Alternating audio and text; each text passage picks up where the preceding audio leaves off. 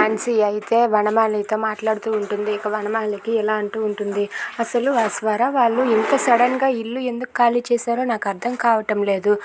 జయకృష్ణని అడిగితే జయకృష్ణ ఏమో వాళ్ళు కొత్తపల్లి వెళ్ళడానికి ఖాళీ చేశారంట, అందుకే వాళ్ళ ఊరు వెళ్తారంట, అందుకే వాళ్ళు ఇల్లు ఖాళీ చేశారని చెప్పారు. కానీ వాళ్ళు ఎందుకు ఇంత సడన్గా ఖాళీ చేశారో నాకైతే మాత్రం అస్సలు అర్థం కావటం లేదు. అందుకే జయకృష్ణని ప్రస్తుతం వాళ్ళ ఇంట్లో ఉంచుకోమని చెప్పాను అని చెప్పి అంటూ ఉంటుంది.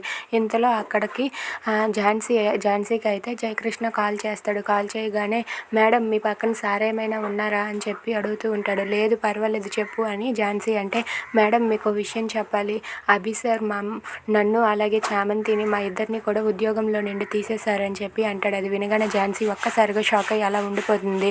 అవును ఏంటి ఏం మాట్లాడుతున్నావు అని చెప్పి అంటే, అవును మేడం అభి సార్ మా ఇద్దరిని ఉద్యోగంలో నుండి తీసేశారు, అందుకే ఈ విషయం చెప్పడానికి మీకు కాల్ చేశాను అని చెప్పి అంటూ ఉంటాడు. అది విని ఝాన్సీ అయితే, అవునా అభి ఎందుకు ఇలా చేశాడు అని చెప్పి అంటూ ఉంటుంది.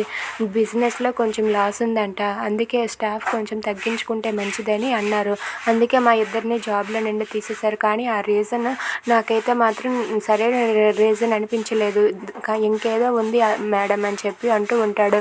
అది విని ఝాన్సీ అయితే, అయినా ఉద్యోగంలో నుండి తీసేయడం ఏంటి, అది కూడా మీ ఇద్దరిని ఎందుకు తీసేశాడు నాకు అర్థం కావటం లేదు అని చెప్పి ఝాన్సీ జయకృష్ణని అడుగుతుంది.